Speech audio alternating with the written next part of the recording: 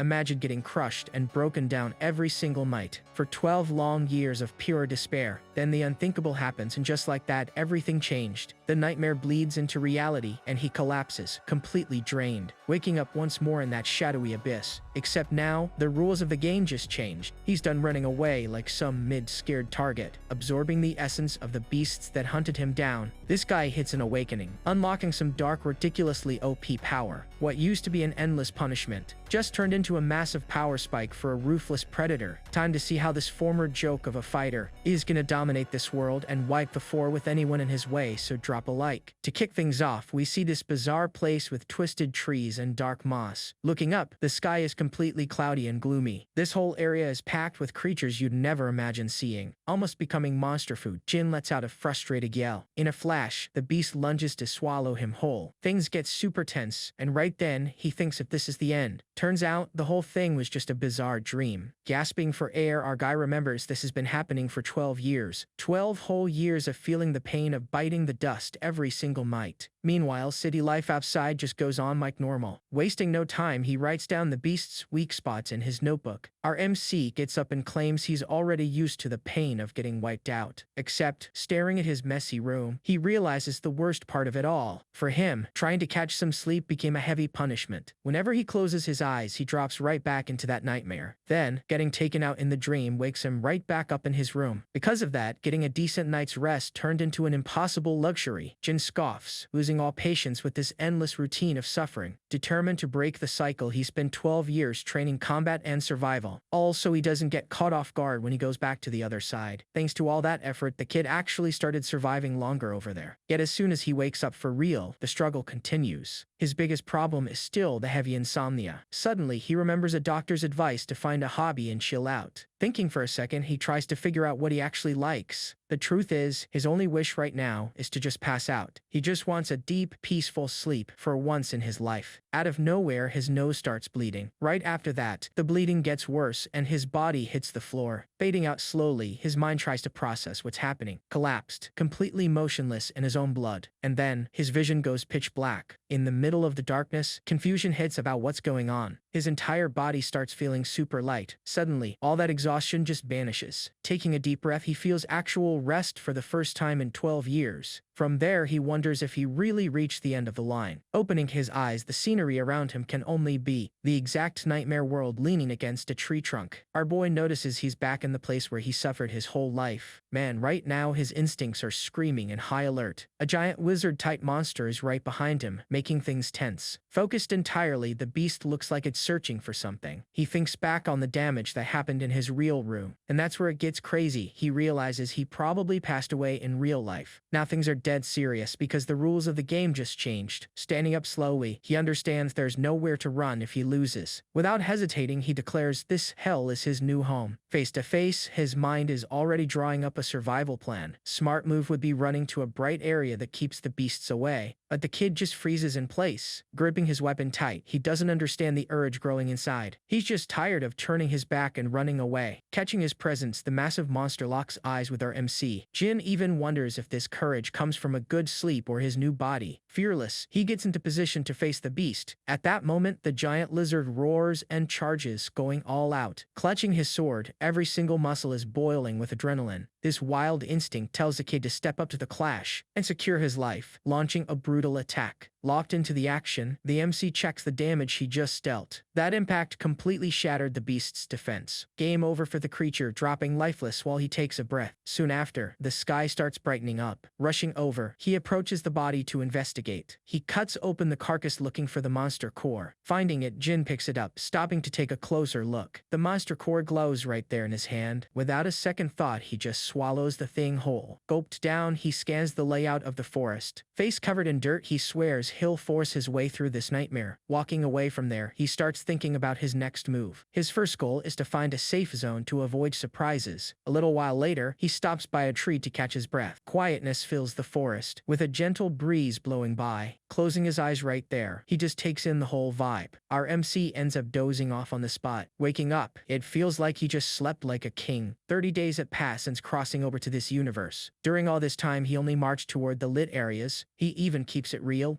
wanting to fight doesn't make him reckless. After all, playing with danger for no reason is crazy. But his blood always boils when a clash is near. Fights only happen out of necessity, and right now hunger is hitting hard. Going on the offensive, he doesn't miss his chance against the target in his way. One more good reason to brawl is absorbing the creature's essence. Showing zero mercy, he chews on the core of yet another prey. This weird little snack is a serious power spike from the defeated target. Eating these stones made adapting to the wild way easier. There's also one crucial detail in the middle of all this. Looking at his dog tag, he realizes he's a third-class mercenary. The wildest part is being able to read the engraved language perfectly. Holding a crafted artifact like this in his own hands confirms a massive suspicion in our MC's head. Civilization exists in this world. Further ahead, a flash catches his eye on the trail. Someone forged that, proving civilization is out there. Stopping in his tracks, the scene catches him completely off guard. Right up ahead, there's a serious trap set up in the dirt. Jin spots right away that this is human engineering. And this is where it gets good. The natural conclusion to all this. Contact with other people is about to go down. He sprints toward the flash. Stepping out of the dark woods, he runs right into a cabin. Stunned, the kid can't believe his eyes. Wasting no time, he knocks right on the door. Calling out to check for anyone and getting no answer, he just walks right in. Inside, an old book is resting on the table. Jin grabs the thing and studies the cover carefully. Reading the title, he asks, "Chronicles of the Demon Realm?" That catches the boy way off guard. After all, the whole history and rules of the place are right there in those pages. It hits him that he really needs this journal to survive. Right then, the wooden door gives a loud creak. A hooded guy shows up asking who he is. Aiming a crossbow, the guy threatens to fire if he doesn't answer. Deep down, the MC is happy to see people, but thinks there's a mix-up. Raising his hands, he explains he only checked out the isolated cabin out of curiosity. But the old man is harsh, telling him to bounce because they have nothing to talk about. Jin agrees peacefully, pretending he's gonna leave. Before heading out, he puts his hand over the cover. With zero shame, he asks to borrow the thing and even offers payment. The old-timer glares back and fires. "What if I say no?" Truth is, the kid needs that manual to avoid getting wiped out in this world. Hand glued to his sword, the decision is pretty much made. He might have to act like a real mugger. Both get into a fighting stance, locking eyes. Loading up the crossbow, the tension is through the roof. Without knowing the old man's strength, the boy is sure he won't lose here. Silence takes over the room for a few tense seconds. Soon the hunter breaks the ice with a smirk. Admitting no thief, asks to read. The old-timer introduces himself as Hector. Jin notices things cool down and drops his own name, Kim Woo-jin. To make things easier, the MC asks to just go by his nickname. The host warns the book stays there, but lets the kid read it in the cabin. But of course there's a price, demanding help with chores in exchange for the favor. Thanks to that, our boy earns a temporary roof over his head, spending the night right there, settling into the house. He realizes the owner is rough around the edges, but has a good heart and offers some grub. Man, emotions hit hard seeing a warm soup after so long. Tasting the food, he even thinks the old man is an angel. Getting ready to leave, the old-timer gets asked by our MC where he's heading. Hector replies he's on a revenge mission against a terrible beast. Seeing a strong guy like that sweating cold makes our kid a bit suspicious. The target is clearly built different, and he just watches the old-timer walk away. Alone in the house, he dives deep into reading the chronicles. The book explains the whole mess started back in the Northern Empire, all thanks to a greedy king who opened a gate to another world. Rumor has it, this rift hid the truth of the universe and some cracked power, but that's where the end of the world truly began. From inside, a horde of monstrous beasts leaked out. 9 years was all it took for the northern region to become a demonic paradise. Trying to survive, humanity formed the Alliance of Order and built walls. Closing the book, the kid's head is spinning with info. He gets that the knowledge here is pure gold. However, logic kicks in. The further from the darkness, the weaker the creatures get. Outside, Hector is running like a madman through the trees heading back home. Jin has no idea the dangerous hole he fell into at the start. Gasping for air, the hunter slows his pace, exhausted. And that's where it gets crazy. A whole pack of wolves surrounds the old-timer. Sweating cold, he raises his weapon, shaking with tension. With giant beasts inching closer, ready to end him on the spot. In a swift move, he turns quickly and gets in position to attack, instantly firing a rain of arrows everywhere. But the monster leading the pack tanks the arrows like it's nothing. Hector curses seeing that the attack didn't even scratch it. In a flash, he goes back to running toward the cabin. Hearing the noise, our MC steps out of the cabin already holding his sword. The old man yells at the kid to run away and save his own skin. However, the boy ignores the warning and charges to face the beasts. The old-timer is in sheer disbelief, thinking the kid is running straight to his doom. Our MC locks his gaze on the monster in front of him. In a quick motion, he jumps toward his first target. Already midair, gripping his sword tight, ready to strike, the big wolf comes down, driving a heavy attack right into the beast. The impact is so heavy, it tears the creature in half like paper, just slicing him from top to bottom, finishing the job. With that, the body drops hard and the rest of the pack backs away scared. One of the beasts, looking like a creepy fox, growls defensively. Hector's jaw drops, unable to believe the wild stunt he just witnessed. Staring at the monster's remains, his mind freezes. Was that just one hit? Playing it cool, our boy calls out to the old-timer, who was still in shock. Face covered in the messy aftermath, he asks if that beast was strong. The hunter doesn't even know what to reply, shocked by the weird question. Stuttering a bit, he confirms the beast was wildly dangerous. He just nods, acting with some otherworldly coldness, already turning to the rest of the pack to finish the job. The wolves prep to charge all at once. Weighing the risks, there's 40 beasts, so one mistake could mean game over. To end this quick, the tactic is taking down the leader and breaking their spirit. Jin sharpens his stance to put this messy plan into action. He soon spots the perfect target, the giant alpha right on the front line, ready to strike at any moment, already locking on to the alpha. The beast tries to intimidate, glaring with a brutal rage, but AMC doesn't back down and throws a heavy glare that gives chills. That makes the creature freeze right in its tracks. Lacking the guts for a fight, the creature starts taking steps back. Right after, it turns its back and bails, leaving the group lost. Panic takes over the whole pack, seeing the boss running from the fight. That weird fox lets out a desperate cry and bolts. Following the lead, the entire pack scrambles terrified into the forest. Our MC just stands there chilling, watching the enemy squad vanish into the horizon. Shocked, the old-timer can't believe those savage beasts backed off like that. Our MC cracks a smile, finding the pack leader actually pretty smart. At least the creature had the common sense to run instead of getting wiped out. A few hours later, night falls over the cabin. Hector mentions the bounty for that monster hits 40 gold coins. Having 0 sense of value, the kid asks if that's a lot of cash, and the old man confirms. That leaves him speechless, since taking down the beast was super easy, but then his brain works fast, calculating the profits of this whole deal. With a smirk on his face, realization hits him in the best way possible. If cash gets tight, he can just hunt more of these weak mobs and get rich. Honestly, surviving in this place is gonna be a total walk in the park. Stepping outside, the hunter gathered all the useful loot from the beast. Hands over the leather, along with some jerky, silver coins, and a local map. The old-timer points at Pioneer Village on the map, telling him to look for a guy named Jacob. According to him, this guy would pay a fair price for the intact pelt. He tries to turn down such a huge payout, but the guy insists it's a fair trade. Reaching out his hand, Hector reminds him his true goal was only revenge. Sincerely, our kid says thanks and hopes they cross paths again someday. They share a solid, respectful handshake. Locks eyes with him, showing real gratitude for the backup. By the break of dawn the next day, standing at the door, the hunter just watches him walk off until he vanishes into the woods. Unbothered, our hero pushes forward with the heavy load, while the hunter watches his silhouette fade into the woods. Shortly after, a creeping feeling of being watched triggers his spider sense. That same creepy fox is eyeing him down from top of a rock. The massive wolf is also prowling nearby, growling and tracking his every move. Ignoring his unwanted escorts, Jin finally makes it to the famous Pioneer Village. Right off the bat, he scopes out the wooden structure at the entrance. He spots immediately that the place is packed, catching a suspicious glare from a guard. Walking through the streets, the kid feels the heavy stares from the locals judging him. The whole crowd glares at the outsider with pure distrust. At first, he thinks it's just prejudice, but then he catches the overall tense vibe. And it makes perfect sense, since humans can be way more twisted than mindless beasts. Holding the map, his route leads straight to a loud, rowdy tavern. Inside, the place is absolutely packed with mercenaries drinking and laughing. Keeping a low profile, he watches the folks chatting at a table. At the counter, the bartender gives him a look, asking if he wants a drink. Politely turning it down, he immediately asks about this guy Jacob. Right on cue, some random guy sitting right next to him chimes in, claims he's exactly the guy our MC is looking for. Our kid explains Hector sent him over to sell a beast pelt. Stunned, Jacob almost chokes, asking if the old-timer actually pulled it off. Seeing the guy so confused, the boy decides it's better to just play along. But once the pelt is rolled out on the table, the scammer starts drooling over the prime loot. Everyone around literally stops what they're doing to stare. Jacob flashes this massive grin from ear to ear, clearly plotting something shady. Faking pride, he lies straight to his face, saying he always believed in the old man's skills. And that's where it gets crazy. The vibe shifts entirely and goons start surrounding Jin. Without showing an ounce of fear, our hero just wants to know what their endgame is. Tossing the pelt over his shoulder, the scumbag tells him to get lost if he wants to live. Suddenly, the kid takes a deep breath and calls him out as a crook, demanding he honor the deal. Jacob just laughs it off, claiming this robbery is just him collecting on an investment. According to him, the old guy's supplies were a total loss, and this pelt is the payback. Glaring back, his instincts are screaming to send this clown straight to the lobby. Thankfully, the kid keeps his cool, not wanting to dirty his hands over a piece of leather. Out of nowhere, the punk throws his beer right into our MC's face, smirks, telling him he's lucky to even be walking out alive. The boy takes the disrespect in complete silence, standing still like a statue. Right after that, he stands up and turns his back while the guy gives him a smug look. Before stepping out, he drops the pouch of silver on the floorboards, confusing the whole room, snatching up the cash. Jacob even mocks the kid's supposed cowardice and obedience, but suddenly, a massive crash shatters the vibe, making the scammer turn around. This is where it gets good. Jin steps back into the doorway holding a massive wooden log. With a dead serious tone, he grabs the attention of the entire crew, making his warning crystal clear. If you're gonna cross someone, you better finish the job completely. The lead goon busts out laughing, completely underestimating the rookie's brain. Ticked off by the disrespect, he orders his lackeys to completely body the kid. One massive brute leaps straight at him. In Jin's mind, taking out trash like them won't weigh on his conscience at all. Instantly, he parries the goon's sword with a swift motion. He loses his balance, totally stunned by that cracked speed. Dead serious, the kid reads every single movement going down in the hall. Moving like lightning, Jin makes these mercenaries look like slow-motion statues. Way too fast, one of the guys tries swinging an axe right at him. He just sidesteps, and the impact completely shatters the tavern floorboards. And then, the MC launches a brutal kick into a table chilling in the corner. Like a homing missile, that chunk of wood rips through the tavern air. Helpless, the target can't even blink before taking the hit. The impact sends the goon crashing straight to the ground. Planting his feet, the kid raises his blade and delivers the final strike. With his face covered in dirt, he glares down the few guys still standing. Jacob starts shaking, clueless as to how he picked a fight with a monster like that. It's insane that someone this overpowered flew under the radar, but right now he just needs to bolt. Cutting that thought short, Jin easily deals with a fool who tried jumping him. Right after, he gracefully dodges another strike coming his way. He counters the goon with insane force, while swinging his sword with zero hesitation. Ends the poor guy's whole career right then and there. His victorious, menacing glare sweeps over the defeated crew, without a single scratch on him. That cold expression never leaves his face. Seeing the absolute mess, one survivor drops to the floor begging for mercy. The few remaining cowards scramble to escape however they can. They dive straight out the window, glass shards flying everywhere. Frantically, one of the guys trips over his own feet in pure panic. Staring into the dust cloud, he's left completely lost in all the madness. Through the opening, a massive red wolf shows up, spreading pure terror in the village. Horrified, the poor dude tries dragging himself as far away as possible. The beast just walks right past, completely ignoring the human trash in its way. Our boy pauses too, finding this whole visit incredibly shady, remembering that he just saw this exact beast running away terrified. With that, the kid stares at the beast and waits to see the monster's move. The creature completely freezes in place, staring at him in dead silence. Throwing an intimidating glare, the MC asks if the monster is here to get bodied too. But the animal just shrinks down, scared out of its mind by that insane pressure. Right agitation, let's say, drops to the floor whining like a little puppy. It even rolls on its belly, wagging its tail all docile and submissive. Shuffling side to side, the creature gets right in the middle between the kid and the goons. Everyone there watches the scene totally lost at this bizarre behavior. Even Jin finds it super weird that this beast is acting like a needy stray. Staring down the giant monster, it finally clicks for the protagonist. And the tension spikes when the kid points his finger right at the mercenaries. Without dragging it out, he drops a single, sharp command, attack. The beast goes crazy with joy from the command, and lunges full force at the whole gang. The poor guy screams in despair while taking an absolutely brutal beating. The creature rips the mercenary apart, finishing him instantly. Watching from the front row, the kid thinks the whole thing is incredible. Meanwhile, Jacob shakes in terror seeing his men getting shredded by the beast. The monster doesn't stop and finishes off another goon tossed right there on the floor. Out of options, the merchant looks at the MC, trying to find an escape route. Eyeing the protagonist, he underestimates the kid and already cooks up a dirty plan. The scammer drops to his knees begging, swearing loyalty to try and trick the boy. But deep down, the idea is just to get out of there and pay back this humiliation way worse later. And that's where it gets crazy. Jin's sword slams into the floor inches from his face. Completely panicked, the guy's eyes go wide, seeing the end of his crew right next to him. With steel millimeters from his face, the coward stutters, calling the kid sir. Jin looks down with pure disgust and curses the guy out. Flashing a menacing smile, he questions who the scammer thinks he's fooling. That whole scene reminds him of his old boss, who also constantly begged for breaks. Back in the day, the manager used the exact same lame excuse to skip paying his salary. Since the kid was naive, he ended up swallowing that garbage excuse about a crisis. The problem was the delay just kept growing and the late pay went from weeks to months. Another day asking for his cash. The boss barely cared and only wanted to play golf. Out of patience, the boss turned away and even insulted our boy. He got treated like trash for not understanding the company's supposedly tough phase. With that, the bad memory from those days speaks louder, and he pulls the blade from the floor. Turning his back to Jacob, he reflects that he took away a golden lesson from it all. The scumbag stays sprawled on the wood, boiling with rage behind the kid's back. Soon, an evil grin pops up, convinced the kid slipped up. Taking the coward's way, the merchant jumps from the floor, rushing with a knife right for his back. He leaps, tearing through the air, yelling for the boy to disappear for good. But the MC turns his head, completely calm, like he already read the whole attack. Catching the strike with his bare hand, he warns that trash like him, with a dark look, finishes saying this kind of scum has no salvation or remorse. It instantly clicks for Jacob, and the despair hits hard as he screams. In a split second, the kid responds with a clean, absolute slash. The impact is instant, and the scammer drops lifeless onto the tavern floorboards. Taking a deep breath with a marked face, he whispers that from now on, the game changed. Right there, he swears to himself that the era of being played for a fool is over forever. With the drama settled, the MC turns his back on the mess and plans his next move. Focusing on the wolf with the bag of cash in its mouth, he isn't sure what to do with the beast. The docile animal drops the bounty on the floor, making its new loyalty crystal clear. With that, the bag tips over and reveals a literal fortune in shiny gold coins. Jin spends a few seconds staring at that unlikely scene, calculating everything. Breaking the ice, the kid asks if the big wolf really wants to tag along for the ride. The monster loses its mind with joy and rubs against him like a giant puppy. Laughing, the protagonist accepts the company and gives the beast some head scratches. He enjoys the chill moment while the big guy closes his eyes, soaking up the affection. Petting its fur, he praises the smarts of his massive new mount. Satisfied, the protagonist declares the two of them are going to make a great duo. The next day, Jin wakes up in a soft bed with a new pet passed out on the floor. It feels like he slept like a king, the best night in over 12 years. Stretching his bones, his energy is maxed out, and the big wolf also starts getting up after a night's sleep. Out in the yard doing laundry, the kid's back shows off a map of old scars. He lets out a slow breath, revealing marks of pure survival all over his body. Staring at the red water, he notes he took down his first humans last night. The wildest part is his conscience is completely clean, without a single drop of guilt. He even thought it was because they were villains, but the truth hides something different. Reliving the battle brought that same addictive high that comes with hunting beasts. Hand pressed firm on his chest, he feels a switch definitely flipped inside him. The kid's mind is adapting to this brutal world in a terrifying way. A bit sketched out by some internal change, he soon brushes it off and focuses on living. At least this time the routine won't just be suffering, and the payouts are high. So the goal is to enjoy the moment and not stress over the distant future. Jumping ahead in time, the duo already reaches the mountain of the 5th Pioneer City. Getting close to the entrance, Jin tells his pet to stay hidden to avoid causing a panic. The Chronicles book taught him the right place to cash in is the Alliance of Order. Looking for the branch building, he figures it's messed up to keep calling the big wolf a stray. He quickly finds the guild, where an official is watching the area, totally bored. The kid checks if that's the bounty counter, and the clerk asks what he needs. Wasting no time, the MC throws that giant fur rug right on the desk. Explaining straight up, he says he came to cash in the loot from a recent hunt. Full of attitude, the official mocks him, thinking it's dog fur to pull some scam. However, touching the heavy texture, the smug look vanishes instantly. The guy almost falls backward, seeing the monster's head still attached to the whole pelt. Stuttering in shock, he asks if that kid alone wiped the floor with the beast. Jin just nods, confirming the crazy kill like it was just another Tuesday. After that, he waits in a fancy lounge room while the material gets authenticated. Minutes later, a respected older guy shows up apologizing for the red tape. The authority confirms the catch is real and drops a very heavy bag of cash on the table. Grabbing the bag, the MC's mind already calculates he's got cash for almost a decade. The shine of pure gold brings a whole different kind of shaking and adrenaline. Without a doubt, he concludes that having full pockets is way too good a feeling. Cutting the joy short, the official excuses himself to bring up another matter of interest. Straight to the point, the big shot wants to know if the kid is down for another request. Pretty intrigued, our MC asks for the details on this mysterious offer. The issue is a monster invading the local quarry and locking down the whole area. Shutting down the bloodstone mining is simply wrecking the entire economy. And the worst detail of this headache is rumors say it's a wildly strong beast. Staring at the kid, the old-timer bets all his chips that he's the perfect lifesaver. The kid immediately asks what kind of beast they're dealing with. At that, the old-timer warns it's the Mad Skull and it's worth 70 gold coins. Freezes on the spot, remembering the book and the fact he already fought this thing. His mind pulls up the image of the giant beast rocking a tough skull on its head. It had bone thick as a rock and attacked like an absolute madman. Being way stronger than the wolves, the whole city's panic makes total sense. Our MC clenches his fist, remembering he got clowned 28 times in their first clash. Curious, the official asks if the kid can actually handle the job. He stays quiet for a few seconds, weighing the whole idea, and flashing a smirk, declares he'd just picked out his next target. Shortly after, arrives at the massive quarry with machines tossed everywhere. Muttering to himself, remembers the work stopped because of this pest. That gloomy vibe gives actual chills, so cleaning the place out fast is the best move. But a squad of mercenaries blocks the entrance and tells the kid to hold up. The troop leader tells him to get in line since they got to the fight first. Out of patience, the boy doesn't get this crazy idea of taking a ticket to hunt. Visibly awkward, the big guy tries to play it off with a forced smile. Attempts to recruit the rookie next, offering an alliance to split the work. Calculating the risks, the MC realizes waiting won't cut it, but fighting makes it worse. It could work as a team, but the crew was already whispering about cash. However, with a track record of betrayal, trusting that crowd wasn't an option. Intrigued, he asks the real reason for the invite if the squad is already full. The captain lets out a weak laugh, admitting safety comes before glory, saying he'd be a huge help. The guy drops the question, "You're strong, right?" He catches the tricky tone and asks how the guy knows his levels so fast. With a finger pointed at the kid's pet, the old-timer warns this breed only follows badasses. And from what they say, not even the guild tamed this beast, leaving everyone stunned. Completely lost, the MC didn't even notice when the big guy left his hiding spot. The answer comes fast. A support was bribing the dog with some prime meat. Swallowing the bite, the beast looks at its owner like it wants group approval. After taking a bite, the wolf tosses the other half of the snack toward the MC. The creature freezes and the whole squad widens their eyes, completely clueless. On the inside, Jin grumbles about the audacity of this giant sellout. But man, that dropped chicken leg was smelling way too good. Instantly, he gulps dry, sweating cold from pure cravings. Staring at the grub, the heavy lack of seasoned food hits hard. His brain tries fighting it because picking up floor food is just rock bottom. Yet the stomach speaks louder and his hand almost snags the dirt-covered meal. Catching the scene, the mercenary holds out a fresh plate asking if he wants some. The kid freezes in place, caught way off guard by the kindness. Right there, the girl earns angel status, sent down just to save him. Pushing into the mine, the crew uses hanging lightstones to clear up the path. The whole squad, with our MC in the middle, heads down into the quarry's darkness. At this moment, the chicken's flavor completely wipes the floor with that old beast jerky. Walking beside him, the girl realizes nobody even dropped their names yet. The big guy announces he's Captain Jonathan of the Black Marlins, and the girl is Claire. He fires back with a short nickname, and the boss welcomes him, leaving room for questions. With the alliance sealed, the leader cracks a relieved smile, having a heavy hitter on board. Soon they reach a massive chamber, setting up nets and focusing on an ambush tactic. Looking at the blonde girl, he gives the green light to start the heavy prep. Out of nowhere, the wind around them glows differently, and mystical feathers surround the boy. Seeing the mage floating with a magic book, he figures out how spells work around here. The kid finds it awesome watching the power from that cabin manual come to life up close. Focused on the spells, Claire casts a holy blessing for the team's sake. The bright aura takes over the squad's bodies, triggering the feather step. Smiling, the captain praises her, saying that support buff saves everyone's lives. Straight to the point, the girl warns the extra boost only lasts 3 to 5 minutes. The captain yells out, telling the crew to hold firm at the tactical base. Taking a deep breath, sprints off to bait the monster from the bottom of the pit. Jen watches the guy turn into a blur in the open and thinks that technique is super OP.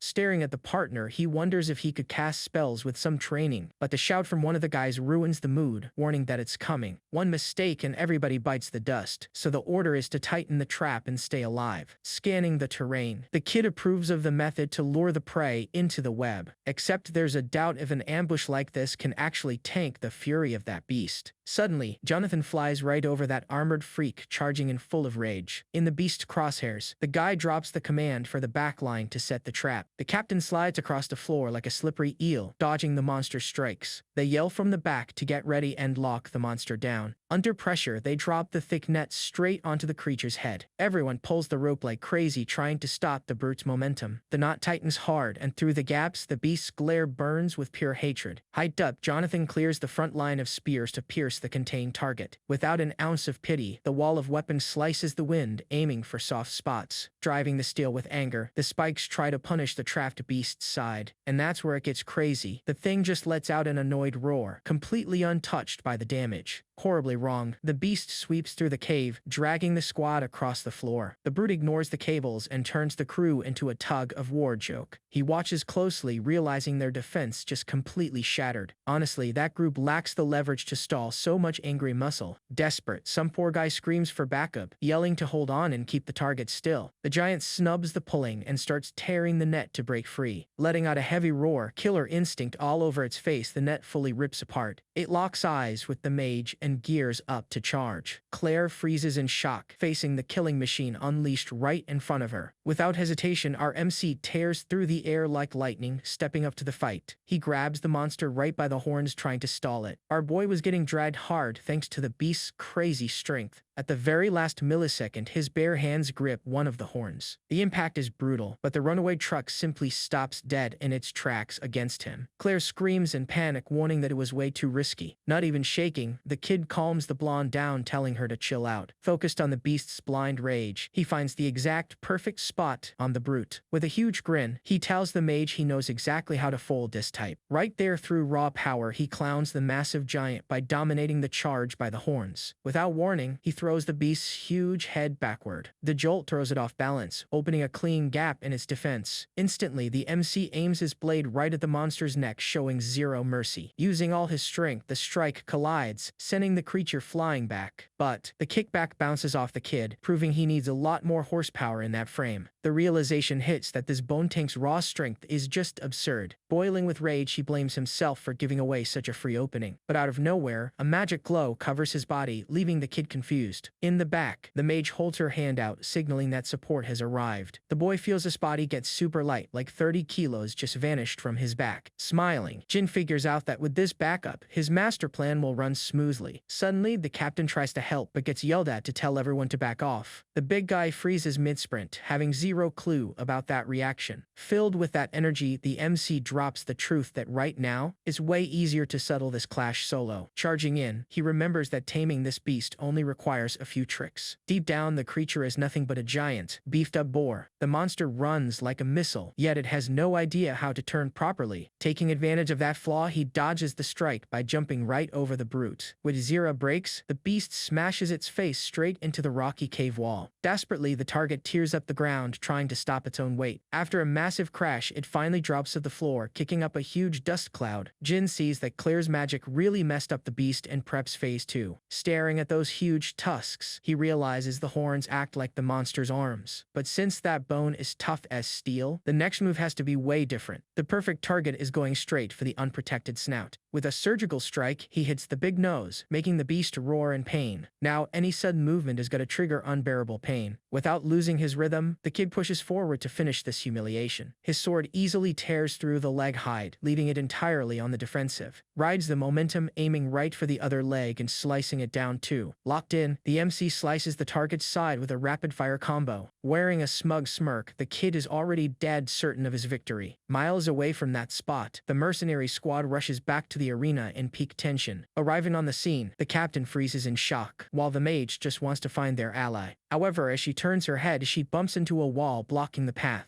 The kid's pet marks its territory, growling and putting heavy pressure on the duo, holding his partner back. The big guy finds that protective stance super weird. In her mind, the giant beast is forbidding anyone from interrupting the duel. Soon enough, Jin emerges from the mine's darkness and the big dog clears the way instantly. Claire runs up relieved, asking about the beast, while he hides his craving for cores. Man, right then he drops that the threat is gone, leaving the two utterly lost. Pointing at the ground, he jokes that there's only a pile of pork left for dinner. Both drop their jaws, unable to believe a single hunter soloed the boss like that. Suddenly, the giant pet seems to sniff something out. The beast starts growling right away, leaving the squad leader utterly confused. And that's where it gets crazy. Another bone tank pops right out of the tunnel. Huffing heavily, the creature glares at the crew with a look of pure fury. The old-timer yells the warning of another enemy and orders everyone into position, but the support pulls the guide back, asking him to look a little closer. Over in the dark, she spots tiny shadows hiding behind the massive beast. Two little bone-faced piglets peek from behind their mom, making cute noises. That giant female lets out a low roar, making it clear she doesn't want any smoke. Completely frozen, the MC and his pet just watch the whole scene unfold. Right after, the mom turns her back and starts guiding her pups toward the exit. The entire crew stays rooted, just admiring the bizarre family bounce out of there. Jaw dropped, the boss can't even believe they just bailed without throwing hands. The blonde guesses the cave was their nest and even feels a bit bad for the creatures. Sighing in relief, the kid is chill with them leaving in pure peace. Hours later, the crew is already partying hard in the 5th Pioneer City. Their hangout spot is a packed tavern, perfect for tossing back some drinks. Raising his glass, the captain toasts the successful job and everyone's survival. Full of joy, he announces the best time of the night, splitting the loot. Hyped up, the mercenaries cheer, thirsty for the cash that just hit their pockets. Jin and Claire look at the bags, and the mage finds the massive pile of gold super sketchy. Chuckling, the old-timer confesses he pulled a fast one to squeeze out more coin. His excuse was that having 2 monsters and pups drastically spiked the risk level. Super proud, he brags about pulling 110 shiny coins for the squad. The kid raises an eyebrow, remembering they didn't even touch the mom but still profited. Letting out a weak laugh, the sly guy admits he exaggerated a bit at the guild. The troop bursts out laughing and claps for the boss, since a lie that pays becomes the truth. Watching the little show, the MC thinks this whole crew is a wild bunch. Suddenly, the big guy's heavy hand lands on the kid's shoulder to drop a message. The leader puts it on the table that half the gold goes to the rookie, daring anyone to complain. Caught off guard, the kid can't even believe this massive payout. Without sugarcoating it, the old-timer reminds them the team would be 6 feet under if not for him. Since the prize multiplied from the scam, the math works out perfectly with everyone's approval. The rest of the squad gives a thumbs up, confirming that fair share really belongs to him. Scratching his neck, Jin concludes the support and the net also saved the day in the end. He sincerely says thanks and even announces he's paying for the open bar tonight. The crowd goes wild, chugging bottles and promising to empty the kid's wallet. Out of nowhere, a drinking contest kicks off, which looks like it'll last all night. The MC finds it weird seeing the blonde slipping out the door in the middle of the mess, but asked about her destination, she calmly replies she needs to focus on magic training. Right away, a strong curiosity hits to understand this addiction to studying right after a fight. Out in the yard, the mage meditates under the full moon with a beautiful aura around her. Insanely focused, magic power overflows from her, lighting up the dark. From a distance, the kid thinks her discipline is cracked right after almost dying. That pure magic mystery leaves the boy's head boiling with interest. Honestly, the thought of casting spells is starting to look like an excellent plan. When the sun comes up, he asks her to mentor him, and she happily agrees right away. What if he could keep a trick like that up his sleeve for future clashes? Finding that yes, way too easy, she confesses she was already looking for a way to return the favor. The girl reminds him he saved the entire squad, so passing on some knowledge is the bare minimum. She even throws a little shade, saying the mercenaries don't take good care of their support. Killing the mood, the captain chimes in that there's no time, since they roll out in 2 days. The blonde suggests he travels along, but the old-timer says there's no reason for that. Full of excuses, the leader pretends he doesn't want to slow down a lone wolf like him. Our MC sees right through the act, noticing the guy sneakily wants to keep him around. Playing along, he asks about their destination, finding out it's the 4th Pioneer City. With zero shame, he makes up that he was heading exactly there and asks to tag along. The duo figures the rookie took the bait right after that lame excuse about learning magic. They hype up this massive coincidence, stoked to finally have a solid tank in the party. Flashing a smirk, Jin just accepts that the trip is going to be in good company now. Shortly after, the whole convoy hits the road trailing a massive cargo beast. It was a Tarask, an absolute unit of a beast tamed for humans to travel across this map. Staring at the beast, the kid remembers the chronicles and sees they use the giant like a horse. Right away, the captain yells for the crew to pick up the pace because it's going to be a long trip. On the road, Jean meditates with Claire and reflects on how annoying learning new things actually is. Thinking about it, the worst part of leveling up is the boring and repetitive training. In his memory, any skill only unlocks through pure repetition, at a super slow pace. Even worse is when the progress stalls, and doing the same routine turns into a massive punishment. But dealing with suffering became a daily routine for this kid a long time time ago. 12 years fighting for his life in that nightmare left his mind completely bulletproof. Locked in under the moonlight, the MC keeps pushing his absolute limits. Flashing a smile, he accepts the rule is just trying until the thing works. And suddenly a blue spark pops up out of nowhere right around him. Claire jumps for joy, confirming he felt the magic, and he guesses it's that famous mana. It took 10 days just to get that click, proving this stuff is actually super complicated. Joking around, the blonde calls him a bit slow but praises him since most don't even make it that far. Without losing momentum, she pulls some vials from her backpack to start the next phase. That super weird blue liquid goes straight into a small bowl. Smiling, the girl kneels on the ground and tells the boy to take his shirt off with no hesitation. Caught off guard, he completely freezes, having zero clue about that bold request. Under the moonlight, Jin takes off his shirt, while the mage dips her fingers in that weird water. The kid questions what the actual plan is here. Touching his back, she explains she's opening a path to inject the mana. A magic symbol lights up on his skin, and the girl asks him to focus on the feeling. Tense about the whole idea, the kid just nods along. Instantly, the energy starts rushing into his body through the mark. That surreal power takes over everything, leaving him completely speechless in shock. The feeling of power and adrenaline easily beats anything from his entire life. Deep down, there's a vibe of something way thicker than his own blood flowing. Checking if everything went well, the mage gets a solid confirmation that the current is running wild in there. With the success confirmed, she lists the 3 basic steps to learn how to cast. First is feeling it, second is storing it, and finally actually using the power. Since he already cleared phase 1, they jump straight to the energy storage part. The blonde warns him to hold his breath and create an empty space near his heart. Dripping with sweat, the MC closes his eyes, chasing absolute control of his body. Soon after, she unleashes the heavy load of pure magic, flying straight into his back. Boiling up, the mystic symbol pulls everything inside the kid at an insane pace. Man, right then, a twisted vision of a bug-type monster invades his mind. This bizarre creature starts shaking like it's suffering in pure agony. Shrinking its sharp arms, the beast screams out in a heavy nightmare. The beast's eyes lock onto a much worse threat right in front of it. Out of nowhere, the focus shifts to a pair of bloodthirsty eyes loaded with evil. Claire actually feels a rotten presence outside his mind, breaking the vibe. And just like that, everything changed. A hidden force throws the girl backward, cutting the connection right on the spot. Terrified, she watches her own essence getting forcefully robbed by the mark on his back. In sheer panic, she screams that the boy is endlessly draining her life force. Acting fast, the big wolf wraps its tail around the mage's waist to pull her back. Driven by pure instinct, the dog jumps in front and pushes the mage far from danger. She can barely believe the giant monster actually came to the rescue. The guard dog takes up an aggressive stance, walling off the MC. Crying from the scare, the blonde realizes the creature sensed the heavy threat and took action. Soon Jin's voice cuts the silence, calling out for her with his sanity fully back. Word about the fall, the kid gets up, checking if she got hurt. Trembling hard, the mage concludes she just brushed against the guy's macabre mindscape. This whole phenomenon happens when a guy's soul and history take shape in an isolated space. Deep down, the look of that universe completely reflects the life the person lived. The real mystery is how such a dark nightmare ended up inside that kid's head. Without beating around the bush, she steps to him, demanding the raw truth. Staring the boy down, the support drops the heavy question. Did he swallow a monster core? Completely lost in the scolding, Jin repeats the word, having zero clue about the gravity of the situation. After she explains the beast cores, he casually admits he eats them all the time. The girl totally freaks out and shakes him, demanding the exact amount of this bizarre snack. Scratching his head, he confesses he's been gulping them down for about 10 years, easily in the thousands. Chill as ever, he just asks what the big deal is, only to get an insane scream back. She puts the truth on the table, warning that any human pulling this crazy stunt, hitting the bucket instantly or becoming a corrupted freak, is the only destiny. Shocked by the warning, the kid freezes as his heavy vibe takes over the room. That cursed world is ruled by a thick energy called karma. When creatures suck up this filth, they unlock completely sick powers. Basically, the monster core is the pure juice of this concentrated cursed magic. Heading back on the road, the support's mind just won't turn off from the absurdity she just saw. A nagging thought stays in her head, bringing back memories of a dark priest. Back in the day, a ton of crazy cultists treated those karma-filled monsters like angels. This cult ran heavy rituals, sacrificing people and eating the crystals like absolute madmen. Comparing the stories, the boy's absurd diet matches up perfectly with that dark legend. In her mind, the absolute dread of traveling next to a shadow follower kicks in. However, logic speaks louder, since a villain would never drop his secrets like that. The issue is that the kid's attitude is still way too sketchy sketchy for her. After all, who in their right mind would think swallowing a raw gut stone is cool? Keeping her eyes on the MC, the girl keeps racking her brain to crack the mystery. He's a bizarre mystery box who just copied the lifestyle of the other beasts. Running to his side, she declares playtime is over and he needs to go on a strict diet. Secretly, he doubts the lecture, considering he's standing there buff and totally alive. But remembering the thrill of crushing those goons, a bitter doubt creeps into the back of his soul. The harsh question remains, is all this coldness just the karma messing with his head? Promising to dial back the menu, the answer he gets is a harsh ear pull from the mage. The blonde warns that besides passing away, too much karma is gonna completely block his spells. Shocked by the magic block, he gets scolded for caring more about that than his own life. Sighing, she calms the guy down, revealing the issue only applies to casting pure spells. To his belief, the famous physical mana arts should still work just fine. Completely in the dark, the MC repeats the term, wanting to understand the difference. A few days later, the convoy hits the fourth pioneer city packed with massive buildings. Right in the center of the place, there's a whole army of mercenaries focused on a glowing pillar. Seeing the crowd, he finds it weird, but the support warns the mission here is built different. The biggest deal here is the actual elite showing up in person to boss the whole mess around. Decked out in full armor, the renowned knight Raymond commands everyone's attention. Instantly, the kid feels the crushing weight the silver old-timer carries on his shoulders. It's crystal clear his aura just humiliates anyone around, and he's nowhere near an ordinary guy. Asking the captain about the hype, he finds out the big bucks are coming from the Golden Wolf. Innocently, Jin guesses it's the name of some giant bug, making the mage almost have a heart attack. She judges the boy's little bubble and concludes he's a machine built just to hunt beasts. And that's where it gets crazy. Jonathan drops the truth. That nickname belongs to the richest, most influential tycoon in the whole area, but he quickly warns that the rich guy kicked the bucket not too long ago. The kid immediately suspects foul play, and the captain confirms the rumors are flying wild. Trying to figure out the whole mess, Jin finds out the inheritance went to 2 heirs. Now the crew's big mission is escorting all this heavy cash to the safe zone. With that much wealth to move, gathering an army of guards makes perfect sense. A loud voice cuts through the hall, calling the Black Marlins to step up to the circle. Hyped up, Jonathan pulls the rookie by the arm, leaving him pretty lost in a situation. Then the old-timer introduces the kid as the team's trump card who clowned giant beasts. The whole crowd around starts whispering, doubting the new recruit's innocent look. Finding the bizarre nickname weird, he listens as the captain asks for patience and trust in the plan. Right as one of them, the holy big shot throws a heavy glare in dead silence. Breaking the ice, he sets the 100 gold prize and warns they roll out at sunrise. The leader happily pulls the kid away, while the boy is shocked by that much cash just to carry some bags. Except the old-timer explains the famed trick where half the payout comes from carrying a heavy name. That scary title given to the rookie worked as the perfect bait to inflate their price. Flashing a smile, the leader says the crowd calls him that for crushing beast skulls. The kid just thinks the guys have awful taste when it comes to picking war names. In the end, the troop cheers over the cash and he casually accepts his brawler reputation. His strategy now is using all of his clout to try and learn those rare mana arts. Hours later, things get wild at the camp with a fighting tournament kicking off. 2 massive dudes trade punches in the arena while the crowd goes absolutely wild, showing zero mercy. One of the fighters lands a nasty elbow right in his rival's face. Claire asks if he's really gonna brawl in there, and the kid brings up the officer's techniques. He wants to put on a solid show to catch the elite's attention and steal their secret. After all, the journal mentioned his holy faction is obsessed with powerful warriors. Earning their respect could actually score him some top-tier training. Stretches out to step into the ring, dead confident that the win will be a piece of cake. The stage is set perfectly to body anyone and hook the top authority's interest. Right off the bat, the first rival charges like a mad bull straight at the chill rookie. But our MC just sidesteps the strike like it's nothing, without even breaking a sweat. Running on pure reflex, he delivers a heavy hammer strike to the chin, sending the poor guy flying. Grabs the target by the head, prepping one last hit to end the fight for good. To secure the humiliating finish, he lands a brutal headbutt. The crowd goes wild over the beatdown, and the big guy drops hard onto the dirt. From up high, the holy authority sips his wine, watching the spectacle with curiosity. However, the kid isn't satisfied with just cheers. The bait needs to be a lot juicier. He plans on wiping the floor with a whole line of action extras to hook the real big fish. Deep down, the idea is to easily body 3 massive dudes without breaking a sweat. That way, the big shot won't have any choice but to figure out where this kid came from. The genius plan moves forward, betting that after knocking down a mountain of weak mercenaries, surely the raw talent bait will make the military leader act exactly like he predicted. And just like that, the knight actually sends his own student down to test the rookie's strength. Rex steps up looking furious, insulted that he has to step off his pedestal to crush a lowly mercenary. This is exactly what the boy was waiting for to get his hands on the real prize tonight. Without a second thought, he crosses his arms and turns down the fight to start negotiating for that magic. The holy pupil is left completely stunned by such massive disrespect from a random guy. Right in the middle of the dark courtyard, only the hyped screams from the crowd can be heard. Claire widens her blue eyes, convinced the kid finally lost whatever sanity he had left. Even the captain looks like he saw a ghost, completely lost at the recruit's absurd stupidity. The entire crowd goes dead silent, waiting for the sky to fall on them after such a direct insult. Throwing a massive fit, the blonde kid screams his lungs out, refusing to be rejected by someone beneath him. But the Supreme Knight just keeps his arms crossed, calm as a peaceful lake. Raymond cuts off the kid's tantrum, asking if he's hurt and trying to dodge the fight. Waving his hands off, the kid casually mocks that he's perfectly healthy right now. The silver-haired veteran locks his gaze, demanding the real reason for turning down a formal clash. He drops the truth that, as a mercenary, wasting time fighting for free just isn't in his plans. With zero shame, the protagonist brings up the idea of throwing down a heavy bet for the match. Curious, the veteran asks what the hell he would even ask for in such a crazy bet. Holding up the magic pouch packed with gold, he claims he might lack a name, but he's loaded with cash. The golden shine from the pure coins lights up the tent, making the negotiation vibe incredibly heavy. Utterly stunned, the crowd looks at the kid like he's insane for playing games with the elite. Rex grinds his teeth, practically foaming with rage at having his honor compared to dirty gold. Stepping forward, the spoiled kid growls that he rejects any handout from the trash. However, the master's brilliant mind tells his student to shut up and launches a counteroffer. Instead of material goods, the old-timer demands an agreement, dodging the blame for any injuries. Raymond wants to cave this punk's face in without worrying about paying his hospital bills tomorrow. Easily, Jin accepts the shady deal, warning he'll collect his payout right after the brawl. The vibe shifts entirely as the two lock a deadly glare right in the center of the makeshift ring. He steps into the ring blinded by fury, eager to put the outsider back in his place. Meanwhile, the MC stays ice cold, mapping out the show-off kid's fighting habits. The bleachers go wild, cheering for the crazy hero who made everyone bet their life savings on him. Sweating cold, Jonathan tells him to tap out if things get ugly, but our MC just waves it off. Fearless, he promises right in front of everyone that destroying this rich kid is an easy win. Right before the bell rings, the blonde kid asks his master for permission to fight with real killing intent. The master gives the green light, knowing the mysterious opponent won't go down that easily. Taking a deep breath, the student gears up to go all out. Man, the crowd loses their minds seeing this famous man are up close for the very first time. Then the rich kid launches forward, propelled by that mana and slicing right through the wind. Within seconds, he closes the entire gap with an absolutely brutal charge. Jin notices right away that the kid's speed would easily crush any random thug in the room. That heavy fist comes flying in, dead focused, aiming straight to rip his head off. Reading the lethal force behind the blow, the kid knows taking that hit means a straight trip to the lobby. That just cranks up his greed to snatch that precious physical magic technique for his own arsenal. But using his usual cracked reflexes, he pulls his chin out of the strike zone at the very last millisecond. Without missing a beat, the opponent throws a second heavy energy punch right after. Trying to block, the kid's arms take the heavy damage, getting pushed back by the sheer force. Blood on his lip, the rich boy mocks him, pretending to forget if his name was actually Jin. Full of arrogance, he warns that a wild animal should fear the holy strength of the elite. Jonathan gulps hard, watching that golden steamroller, already mourning his lost bet. The support grips her hands, sweating cold in total despair at her ally's one-sided beatdown. From a distance, the Supreme Master quietly watches the match, noticing something super sketchy about it all. He's just pretending to fight for his life, dancing around the hurricane of punches without fighting back, absorbing the magic's heavy kickbacks using pure defensive skills across the tight arena space. Raymond furrows his brow, sniffing out a massive inconsistency in the middle of this whole act. Just before the bet, this same outsider was completely bodying huge guys with a single destructive hit. But this fake weakness looks way too forced, and the master suspects a trap is waiting right up ahead. Ignoring the mind games, the apprentice roars, completely blinded by the hunger for a shiny new victory. With a punch of pure aura, the brat pulls power from his very soul to drop the final checkmate. That crazy attack tears through the air, glowing bright, ready to completely pulverize the defenseless opponent. And this is where it gets good. The hero just slides to the side, letting the heavy strike hit nothing but air. The captain freaks out, yelling that the rookie just tanked holy magic straight to the chest. Jonathan goes speechless, trying to wrap his head around that absolute unit of strength. With just some light scratches on his arm, Jin mentally wraps up his testing phase. Right then he knows for sure, having weighed and measured every single ounce of the rich kid's power. Flashing a sadistic smirk, the hero wonders if he should test the playboy's durability right now. Tearing through the wind, he buries his fist straight into the pit of the guy's stomach. The punch was so brutal, the blonde kid spits up his breath, folding in half right in the arena. From a distance, the master goes into shock, seeing that a raw punch caused all that damage. He catches the absolute humiliation, realizing the mercenary wasn't even looking for an opening. Instead, he was just soaking in the brawl and completely playing with the poor guy. Checking the damage, the kid figures the physical magic is the only thing that kept the rich boy alive. Even wobbling around, the brat tries to act tough, telling him to bring it on. Cracking his knuckles, Jin takes a breath, mocking him about how many punches he can actually take. But before anything else happens, the rich kid's boss steps into the ring and calls off the fight. Instantly, the officer officially declares the smasher as the winner. To settle the shady deal, the old-timer agrees to hand over the technique, as long as the humiliation ends right there. A bit salty about the quick stop, the kid feels robbed of the chance to crush the playboy even more. But looking on the bright side, the bait paid off, and his master plan worked flawlessly. The crowd bursts into tears of joy, screaming his war name like he's the camp's biggest idol. Somewhere fancy in the capital, a mansion witnesses an absolute disaster of a scene. The billionaire heirs of the Golden Wolf family scarf down everything in total desperation. Derek and Cedric eat like pigs, having the worst panic attack imaginable. Freaking out about the slow transport, the younger brother curses out their garbage escort team. Chewing loudly, the older brother complains that empty promises are how this trash guild makes its money. Feeling his own flesh melting, Cedric suffers, completely convinced he won't make it there alive. Out of options, the brother declares that praying their bodies don't explode is the only goal now. Meanwhile, something dark pulses inside him, like a cursed cancer made of dirty magic. The scene shifts, and Raymond kicks off the tutorial, explaining that mana is basically magic muscle. The trick is overloading raw strength to turn a kick or a blade strike into an absolute cannon. At first it's straightforward, but mastering it turns a rookie into a living bulldozer. The guy drops the truth that even a basic move, if done right, can split the sea and crack the asphalt. Putting on a show, he swings his sword, letting the pressure shatter the ground and rip out roots. Holding his pose, the blade glows while the dust settles and chills run through the whole camp. Sucking up to the master, the apprentice claps for the show, calling him a living legend. Acting like a massive fanboy, he keeps hyping the guy up until getting a sharp order to shut up. Quiet, but obedient, he nods and tells the master not to lose focus on the training. Seeing that heavy light, Jim remembers his giant wolf glowing almost the exact same way. A nagging thought hits him, and he figures that move was some seriously advanced power. Except there's a doubt whether that general could just tear down a mountain with a raw punch even without it. Killing the vibe, the old-timer demands total focus on the explanation, and the kid obeys. He starts explaining that during a heavy flex, the veins pop right under the skin. That exact millisecond of max pressure is the chance to lock in the flow of mana. So far, the theory is exactly the basic stuff the blonde already taught him. And that's where it gets crazy. Pulling the power, a blue aura bursts right out of the kid's body. Stunned, Jin feels a whole ocean of energy rising up and can't even believe where it all came from. Breathing lightly, he senses the support's gentle essence flowing right inside his veins. Instantly, that fire grows, turning dark purple into a terrifying whirlpool. The master warns him to burn it off safely, forcing his body to act as an exhaust pipe. Man, right then, the general freezes, feeling pure evil sweating straight out of the boy. The bizarre energy wraps around the blade right away, turning the steel into pure, living agony. Frying his brain over how a rookie pulled off an advanced aura so fast, genuine fear hits the master. posture. What keeps the Holy Knight awake is the color of the rock covering the protagonist's weapon. Since mana reflects a person's soul, that purple energy signals a truly dark heart. Sweating cold, the guy sizes up the kid, desperate to figure out what kind of hell lives inside him. Flashing a lethal smile, he tests out the sword, smoking with live poison ready for the test. With pure fury in his chest, he tears the air, making the concentrated power burst out in a single slash. Every single strike he lands shows just how destructive this energy really is. The blade glowing with that purple mana, while our MC flexes even harder. Judging his own technique, the kid finds the energy drain kind of useless at first glance. On the flip side, he thinks it's insanely badass, and counts the hours to smash some skeletons for real. The scene cuts to the convoy marching on, dragged by incredibly ugly giant turtles. The mage leans in, jaw dropped by his talent, but he fully hands the trophy over to Claire. But soon the MC steps up, demanding some answers about the massive dose of power she passed on. Completely flustered, the priestess blushes and stutters about that unforgettable moment. She spends a story, pretending it was just a little reward for saving the squad on the last mission. The kid's brain barely believes the kindness, but the extra gas was absolutely perfect for the old-timer's training. Up ahead, the old man scoffs, watching the goofy joy and the complete lack of self-awareness from the outsider. Behind the horse, the annoying student sulks, telling him to kiss the dirt for getting an elite lesson. Rolling his eyes, Jin can't stand the whining from the arena loser begging for attention. This was the perfect cure for boredom, already prepping a show to absolutely torch the blonde kid's ego. Out of pure luck, the general breaks his focus, slapping the back of his mount hard. The scare is heavy, and the animal kicks up dust trying to shake the annoying brat off its back. Caught off guard, the playboy goes flying and crashes into the dirt, while the old-timer tells him to ignore his guard dog. Suddenly the mood sours and the knight throws a heavy insult back, leaving the MC completely lost in the drama. In total panic, the heir's boss throws a fit at the buffet, flipping all the tables to the floor. The kid questions the sudden panic, but the military authority swears it's totally normal. He excuses the tantrum by claiming that screaming on an empty stomach is basically law for filthy rich bosses. The excuse that the brothers are just drowning their sorrow in food doesn't really hold up. Raymond says these spoiled nobles only suck the energy out of whoever deals with their madness. Except to Jin, this fit feels way too dark and his gut is screaming to get out of the line of fire. In his twisted math, every time the food bowl disappeared from those gluttons, a creepy vibe in the air spiked up exactly the same way inside the fancy wagon. No one saw that coming. One of the kids mutates, turning into a slimy blob. The red alert goes off in the boy's head, noticing something seriously weird is happening. In a split second of surprise, he catches that something is going down. A demonic roar tears through the convoy's peace, sending everything flying. The disgusting beast throws the entire crew right to the edge of destruction. Things hit rock bottom when a lackey screams that the giant turtle is throwing a lethal fit. Raymond goes into shock, completely clueless about what was happening, screaming for the lieutenant to act fast. The rich kid responds with his finger on the trigger, ready for death. Wasting no time, the captain draws his sword and gets ready for whatever comes next. Jumping into the brawl, he orders everyone to slice up even the crazy mount if it comes down to it. The pupil confirms the deadly order without blinking an eye. On the transport's shell, some ugly spikes pierce right through the boss's cabin. With teeth and tongues completely tangled, the abomination screams a tone of absolute destruction. Shaking, Claire screams, confirming it's an abomination, and he hears this confusing term. To clear things up, she drops that this beast is a human rotting in the demon's cursed karma. The boy's blood freezes, noticing the actual terror of what that dirty energy truly does. And before the MC can even move, the army steps onto the battlefield, silver blade sharp and ready. With a massive leap, the captain takes the front line in the attack. Unleashing the holy fire slash technique, the old-timer launches a destructive wave. Wasting no time, he yells for his student to attack together. The kid takes a breath and charges in full of rage to flank the beast. That charged hit lands perfectly, causing some ridiculous damage. Combining their strength, the beast gets turned into mincemeat and drops to the dirt. And that's where it gets crazy. The slimy pieces start gluing themselves back together. Desperate, the master can't even believe the monster has pure regeneration. The beast comes back fully healed with a killer glare, freezing the student in pure shock. Grinding his teeth in anger, the blonde kid can only curse at the situation. Suddenly, the monster strikes the general's pupil, swallowing him whole, leaving behind only a severed arm still gripping the sword. Our MC freezes in terror, seeing the brutal violence of that scene. In the back, the mage and the rest of the team are shaking with zero reaction. Furious, the old-timer curses loudly over failing to protect the squad. Without thinking twice, he blasts off again right at that cursed slime. Triggering his power, the colossal strike slices the abomination one more time. The beast roars in agony while getting torn in half by the heavy pressure. However, hitting the ground, despair hits hard seeing the student get swallowed. He tries looking for the kid, begging him to hold on just a little longer. Trapped in the disgusting tentacles, the master yells that it's not time to throw in the towel. Feeling the heavy tension, our hero clenches his teeth and decides to step in. Out of nowhere, a rain of tentacles charges to swallow the cornered officer, and right then, Jin tears through the danger like lightning, grabbing the silver-haired old-timer. With massive strength, he yanks the general right out of that deadly danger zone. Right after, tosses the guy onto solid ground far away from the huge monster. The squad hits full panic mode, thinking the world is ending right there. Clueless to it all, the puddle of flesh twists around, getting even more disgusting. Hearing that roar makes the realization hit. The target used to be a normal guy. A dark doubt creeps in about whether his crystal diet will leave him just like that. But stressing out won't save lives. The goal is to crush the slime first. Confident in his own strength, he dodges the strikes while fully locking into combat. Drawing his blade, the hero faces down the endless nightmare of regeneration. Logic dictates that clashing head-on like this will just drain everyone's gas. At this point, the plan is hunting for a weak spot to save energy for the final blow. Way too fast, he shifts into high gear to punish that fang-filled smile. The blade block holds the impact, but the raw strength pushes him backward. Even dragged far away, he plants his feet into the dirt to keep his fighting stance. Seeing he got hit, he lets out an angry curse at the beast's overpowered pressure. Suddenly, a spear tears whistling through the air, piercing the mountain of flesh. It's the captain stepping up to the brawl, spinning his heavy weapon to slice the whips. The big guy roars that the squad is ready for sacrifice, earning the MC's respect. From behind the group, the blonde opens her journal, kicking off a powerful chant. Glowing brightly, she declares the team's weapons will punish the evil in the arena. Thanks to the magic buff, the spears light up, ready to destroy the tentacles. A soldier spots the healing failing and tells everyone to slice it up to stop the merging. Hyped up by the teamwork, Jin roars, feeling the combat adrenaline spike. Flashing an excited smile, he notices the crew fully embraced the fatal mission. Out of nowhere, dark blood drips onto the floor, staining all the grass around. The mage's support weakens the beast's defense and it starts melting alive. But the boy's instinct screams that the target's shape is turning into something else. That mountain twitches, morphing into a face that gives serious chills. Man, right then a massive pressure rises up and the monster takes on a new form. The captain almost falls backwards, seeing faces popping out of the beast's back. To make things worse, it's the exact faces of the spoiled rich kids they were protecting. Blinded by rage, the beast fires a barrage of tentacles sweeping through the camp. The chaos gets ugly as it pulls all the dropped flesh to glue back onto its body. An ally screams in anger, warning that the monster is trying to recover its lost parts. Sucking up the chunks, the abomination swells up to double its previous size. With no fear of danger, the protagonist flies in, trying to slash the monster. The monster tries to counter the attack with its giant arm. That hit sends the MC flying backward. Roaring loudly, one of the beast's faces preps a brand new strike. Our MC manages to block the incoming attack with his sword. Upon landing on the dirt, he slides backward, creating a massive safe space. The leader checks on the kid, who warns the squad not to slack off. Asking what the next move is, the captain hears from Jin that the tactic is just keep slicing. At the damage limit, the flesh vanishes, revealing the core that acts as the healing heart. Calming everyone down, the old-timer mentions the troop already memorized, the dizzy target's moves. With that confident smile back, the kid approves of the cleared arena. It becomes clear nobody's gonna judge the kid for spamming mana arts with no mercy now. Bathing the steel in a wicked purple, he dashes forward, warning that the party just started. The heavy blade shreds the beast's loose tentacles in a combo impossible to read. Shifting into total fury, the kid slices the target's body at absurd speed. Desperate, the abomination screams while the NC orders everyone to block the healing. Taking damage to the face, the creature's eyes can't even follow the brutal steamrolling. Underneath this rain of rapid slashes, nothing is left intact on that twisted face. The grand finale tears the creature's mouth from side to side, shutting it up for good. With the target defenseless, he raises his sword one more time, aiming right for the core. His cold stare declares the absolute end, guaranteeing everyone that the war is over. Showing zero mercy, he crushes the core and the nightmare slips away, turning into purple dust. Further back, the captain and the squad gasp for air, almost passing out from raw exhaustion. The support and the wrecked general sigh in relief after dodging the worst fate. Split in two, the core drops to the dirt, dirt is the remains of this whole demonic mess. Those blue crystals roll across the grass, slowly losing their cursed glow. Finally, the squad lets out a massive victory cheer. Jin turns to the troop, raising his hand and praising the boys' blind bravery. But the peace is short-lived as he frowns, scanning the corners of the woods. Walking in dead silence, he crouches next to the mysterious essences dropped on the dirt. Right then, the lackey comes yelling in pure joy that the arrogant pupil made it out alive. Hidden in the dark forest, a veiled spy watches the camp's celebration. Frustrated by the failure, she curses the genetic flaw of the pathetic rich guy's kids. Holding back angry tears, the villain refuses to accept the trash those test subjects turned into. But the morning ends fast, seeing the outsider gather the pure energy from the floor. The kid scrapes more crystals into his pocket, raising a huge red flag in her head. Sensing something, he looks back and leaves the enemy sweating with fear in the shadows. Hours later, in the dead of night, the MC chills near the warmth of the campfire. Pulling a vibrating core out of the bag, he examines every detail of that pure power. With no fear of dying, he bites into the venomous thing, sucking the overload straight into his veins. The karma's kickback hits deep and he pinches his forehead to tank the bizarre jolt. Out of nowhere, the vision hacks his mind, projecting a guy trapped in the dark. Soon the kid realizes he's watching someone else's memory. In the vision, the veiled woman blames his dad's incompetence for his own demise, and the villain warns that to stay breathing, he needs to prove his worth. Tied up, the rich guy struggles while hearing taunts about being special. She holds up a sketchy vial, ready to test the prisoner's value. Without hesitating, the stranger forces the potion down his throat, spreading dark marks all over. Screams of pure agony echo around while his body morphs. Snapping back to reality, Jin grits his teeth, feeling that heavy mental blow. Brutal nausea hits the kid's stomach right on the spot. He sprints away to get some distance from the camp. With no options left, the MC ends up throwing up everything in the bushes. Gasping for air, he remembers that swallowing these cores can grant extra powers. Except the price is heavy, bringing dark visions and some serious side effects. Now, wiping his face, he figures out the vision belonged to the client's kids. Looks like that bizarre vial was packed with the cursed energy of karma. That raises a massive red flag in his head. Could that mysterious figure be a dark priestess? But Claire shows up, killing the mood, warning that the crew needs to roll out. Looking at her partner, the support finds the cold sweat on his face pretty sketchy. Worried, the girl asks straight up if he's been chewing on more raw cores. Jin even thinks about coming clean, but explaining this madness would be way too much work. To avoid any drama, he plays it off, saying everything's fine, keeping his secret. Deep in the background, the villain spies on the duo fading down the road. The veil drops, revealing an expression full of heavy doubts. Walking chill, the boy just keeps lying to the mage, and the enemy doesn't take her eyes off his back. Completely suspicious. Minutes later, the MC catches up with the captain and the knight to chat. It blows the villain's mind that a core eater hangs with the Order's squad. Smirking slightly, she admits the kid actually caught her attention. The real mystery is whether these two will team up or throw hands in a future. Hours later, the squad surrounds a grave marked by a single sword. Nobody says a word, paying their respects to the boy who fell in the last clash. The Holy Knight leads a heartfelt prayer to the God of Harmony. With a steady voice, he praises his students' massive courage and pure heart. Getting emotional, Raymond asks that the sacrifice never gets forgotten. On the flip side, our MC mourns the loss of such a young rival. But out of nowhere, the old-timer snaps his neck in shock. Widening his eyes, he points up, completely disbelieving what he's seeing. That majestic beast pops up right on top of a massive rock. The famous red wolf glares down at the group from the cliff like a true boss. Shaken to his core, the warrior drops to his knees, praising the heavens. Completely clueless, Jin asks about the whole show, only to hear that it's some divine comfort. Ignoring the wolf's lazy yawn, the veteran breaks down the sacred legend. For the Order, this beast's visit is literally a grieving god's embrace. Except the kid cuts the delusion short by calling the creature a stray, frustrating the old-timer. Jin snaps his fingers right there and calls his pet over to prove the truth. Throwing an intimidating glare, he orders the beast to get down right now. Man, right then the big wolf gets so spooked it completely freezes up. Immediately, the creature leaps off the wall, slicing through the wind. Its smooth landing right in front of the crew leaves the warrior's jaw on the floor. Stuttering, he can't process how some kid tamed an unreachable monster. Super chill, the MC mentions the beast just clung to him after getting bodied in a fight. That casual attitude completely shatters the knight's mind, freezing all his thoughts. In dead silence, he turns his face trying to process this wild absurdity. Meanwhile, the massive beast sits quietly right next to the sword grave. Getting his posture back, Raymond turns to the boy with a special request. The old-timer asks if he'd be down to name the majestic Wolfrex. Since the beast is holy, calling it a stray is a massive insult to them. Adding to that, the fallen pupil's dream of hunting monsters just can't die. To honor the apprentice, he recalls how the kid fought until his very last breath. This heavy legacy could now live on through the claws of this new animal companion. Our boy processes the idea, thinking about carrying the legacy of his fallen rival. Turning to his pet, he asks straight up if the giant accepts the new title. And would you look at that? The big guy shakes his head, actually liking the idea. With that crazy confirmation, the protagonist drops his final verdict. Deal sealed, the name is officially Rex, and the veteran sighs in relief. However, the dry taps of a walking cane slice right through the peaceful moment. The knight turns around tense, having zero clue about the surprise visit mid-morning. Flanked by two monks, a living legend shows up and completely shocks the veteran. Soon the kid catches on to the heavy importance of this authority stepping onto the scene. Bo is easily the biggest living legend in all of the Third Pioneer City. All the mercenaries drop their guard and line up out of pure respect for the old-timer. Getting closer, the entire troop proves just how much clout this old guy really has. In a respectful tone, Raymond drops his greetings and welcomes the big shot. The leader apologizes for crashing such a sad moment, but immediately gets asked why he's here. Straight to the point, he warns he came hunting for answers about the client's tragic demise. Startled, the knight raises his hand, asking for a quick pause in the chat. Inside the warrior's head, that useless suspicion towards the troop was already buried. Our MC swallows his surprise, realizing the guards always take the blame in these cases. Demanding respect, Raymond stands firm on the evidence, and the old man swears it was enough. But there's a dark detail that just doesn't add up in this whole story. Nobody explained yet how normal rich guys turned into monsters of pure negative karma. And that's where it gets crazy. The old guy locks eyes on the kid sniffing out pure darkness, staring right into the MC's soul. He drops that venomous question in the air. That sends chills down the boy's spine, terrified by the old-timer's broken radar. The unspoken accusation hits hard that the hero might just be an undercover villain. In dead silence, the two of them just test each other right on the spot. Shortly after, things heat up for real at the famous Ritual Arena in the third city. Massive crowds of nosy people surround the stone ring, locking down any exit. Keeping up the pressure, the leader points out that warriors like this are born famous. Yet Jin just popped out of the shadows, clashing with legends and crushing everything in his path. The Zarfex just crossed his path directly during this exact cursed mission. Defying all logic, the old man dumps the blame right onto the MC's lap, showing zero mercy. Deep down, the kid gets that overpowered outsiders always strike fear into the crowd. Even so, he stands his ground, warning that throwing hands won't prove his innocence at all. Stepping into the argument, Raymond reminds them the kid is absolutely drained from the last brutal fight. The captain even tries to argue, but the old guy just laughs it off, asking, "So what?" With his arms crossed, he corners their minds about running from the local laws. Outraged, the knight finds this leader's stubbornness a completely sick joke. Jin racks his brain trying to escape this trap without having to body the old-timer. To make matters worse, beating up an old man would look super bad. Reading the kid's mind, the old-timer asks if his age is the problem, and radiating some wild power, the veteran warns he doesn't need any pity. Way too fast. The old guy charges in with monstrous strength. He makes a point to remind him that the elder title was earned through pure raw power, no complaints allowed. The kid can barely track the crack speed of the attack. Showing zero mercy, the master winds up a heavy strike. That brutal impact hits the protagonist dead on. Pushed back by the pain, Jin feels the shockwave shatter his defense. The hit tosses him like a rag doll straight into the campfire. Panicking, Raymond yells that these monks are OP fighters. Right there on the ground, he hears that the old-timer is the top of the food chain. Laughing out loud, the leader taunts the knight for defending the outsider. His mocking tone warns that this jealousy might make him hit even harder. With a massive jump, the monk closes the gap again, ready to strike. A second heavy punch comes in hot to completely crush the kid. Except the hero sidesteps, making the monk punch the wall instead. That leaves the master stunned, shocked by his raw durability. Deep down, the MC curses the pain from the exact same cut opened by the beast. But suddenly, Bizarre steals his attention right away. Magically, the fatal wounds vanished without leaving a single scar. That brutal gash from the previous fight is entirely gone. On top of that, the fresh damage from the old man's punches is closing up on its own. And that's where it gets crazy. It hits him that the cursed core granted full regeneration. A massive, wicked smirk spreads across the kid's face. Calling it a jackpot, he charges in yelling and turning the tables on the old-timer. Bo praises the injured fighter's wild drive. There was definitely no lack of willpower to keep smashing things right there. However, playtime is over since the kid's strength was already tested. Pointing to the side, the old guy declares the interrogation is moving forward. The master announces he's gonna pull out his mystical third eye. Instantly, a sinister mark lights up on the fabric covering the old man's face. Dropping some philosophy, he claims he blinded himself to see the soul. This absolute vision pierces straight into the target's true essence. Inside his mind, the old-timer tries reading the kid's aura, searching for the truth, and things get dead serious. The whole place is crawling with macabre eyes. Deep down, an invisible command sends the beasts running away. Trapped in that mental world, the old man stumbles backward, soaking his boots. The leader turns pale with fear, shaking from head to toe. Completely terrified, he stutters to himself. No one saw that coming. The MC's head is actually a bizarre abyss. With that, a sharp pain hits the master's chest. Worried, a follower warns that the boss's energy just vanished. Sweating bullets, Bo confesses he's never witnessed such a terrifying mindscape. Despite the fear, the aura's stability proves Jin isn't allied with the darkness. The silence breaks when the hero calls out to the old-timer. Humbled, the leader bows down, begging for forgiveness over the extreme test. Right behind them, a silhouette pops up, breaking the heavy mood. RMC turns around, trying to figure out who's walking up. Politely, the little outsider bows to greet the duo. She introduces herself as Cindy, the heiress to the late rich guy. Minutes later, the crew hits the trail, marching through the woods. Along the way, Bo drops that these monsters are already a routine out there. The girl backs him up, saying the woods and the city became targets for their rot. For a second, Jin wonders if the threat is actually that real. Cutting the thoughts short, the heiress signals the end of the trail. Man, right then the kid freezes, seeing a bizarre giant crystal. That massive rock is a gate, spitting foul energy everywhere. Surrounding the object, the monks pray, begging for the area to be cleansed. They pray non-stop, hoping for a miracle to drop. The guards try throwing holy water at the thing with zero success. Except all this effort is completely useless against the crystal's power. Watching the chaos, Jin figures out that cleaning this mess up is mission impossible. By his logic, the poison should be weak here, which the girl confirms. So, if the plague is already invading their backyard, it becomes crystal clear to the duo how big the real trouble is. Cindy puts her cards on the table, blaming some mysterious mastermind. In the kid's head, the culprit can only be some dark fanatic. Terrified, the client claims the third city is right on the verge of falling. Bo chimes in, warning that the apocalypse is knocking at the door. Nobody doubts the massive walls are gonna turn straight into dust. Because of that, the squad swept the region until they sniffed out the evil rat's nest. Prepping the strike, the final offer finally comes to light. The invite to raid the base in 2 weeks involves an absurd amount of cash. Finally, the whole picture makes perfect sense for the monster slayer. Side by side, the two most VIP clients in the world are begging for his help. This isn't just some random cheap escort mission. Hiding his joy, he realizes his clout finally paid off big time. Hours later, under the cloudy sky, the little mage runs toward the MC, breathing a huge sigh of relief. Worried, she warns that the punishment for treason is extreme pain until the very end. That chills the kid's soul, just picturing the stake. But his friend points to the horizon, cutting his fear short. Staring at their destination, the protagonist's jaw just drops straight to the floor. The gates of Yurgis pierce the sky like indestructible fortresses. Nothing compares to the safe paradise towering right there. Fascinated, he daydreams about buying a house and all that luxury. Snapping back to reality, the kid nudges the holy knight. The veteran's glare cuts like a knife, demanding silence. With a deep voice, he orders a full stop for everyone to catch their breath. Almost instantly, the guards collapse from pure exhaustion. Curious, Jonathan leans in, asking if the legend is heading to the third city. Whining a bit, the captain mourns the hero's sudden goodbye. Jin also enjoyed the team-up and wants to know the mercenaries' next move. In unison, the hustlers promise the night's gonna be fueled by heavy drinking. Wishing them luck, the kid turns his head, focusing on the blonde mage. She complains about having to hunt for a job again just to pay the bills. And the escort payout barely scratched the price for the Dream Magic Tower. Confused by the news, Jin fires back a question, wanting to know what kind of place that is. She admits that despite the mage title, her powers are actually pretty basic. But ambition hit hard, and now her goal is to master elite spells. Deep down, her whole focus is just saving up cash to fund her studies. Jin gets gets right away that the spot is like a magic college, and he thinks that's awesome. Rubbing his chin, he pauses to think over the whole situation in dead silence. The support finds this pause super weird, trying to guess what's running through his head. And no one saw that coming. He just casually tosses a massive bag of gold right at her. Playing it cool, he lets her know the cash is gonna fund that magic tower dream. That wild move completely panics the girl, making her try to hand it all back instantly. Stepping in, Jonathan cuts the drama, reminding her that saving their lives already paid for the gift. The captain flashes a huge grin, leaving the blonde girl even more flustered, completely conflicted. The young mage isn't sure she can actually accept this massive jackpot, leaving absolutely zero room for a no. The kid just pushes the cash right back into her hands. With a friendly smile, he promises that their paths are definitely gonna cross again. Claire loses her words right there, her face blushing bright red. Utterly frozen, she just holds on to her overwhelming emotions in silence. But acting on a quick impulse, her hand tightly grabs onto her friend's cape. Begging him from the bottom of her soul, she swears to pay back every single coin, eyes full of pure gratitude. The young mage seals her promise right on the spot. Listening calmly, the hero just takes it in, really appreciating his travel partner's vibe. He gives the crew a wave, telling everyone to stay safe and stay out of trouble. Jonathan drops one last goodbye while steadying his friend who's still on cloud 9. Soon after, the monster's slayer turns his back and hits his own path in pure peace. The entire squad just watches their OP ally fade away down the dirt road. Standing a bit further back, the massive wolf gets right next to the holy knight. Raymond drops his guard, making sure to call the giant pet by his brand new name. Flashing a genuine smile, the old-timer tosses one last proper goodbye to the beast. Right after that wish of luck, Rex sprints after his master straight into the sunset,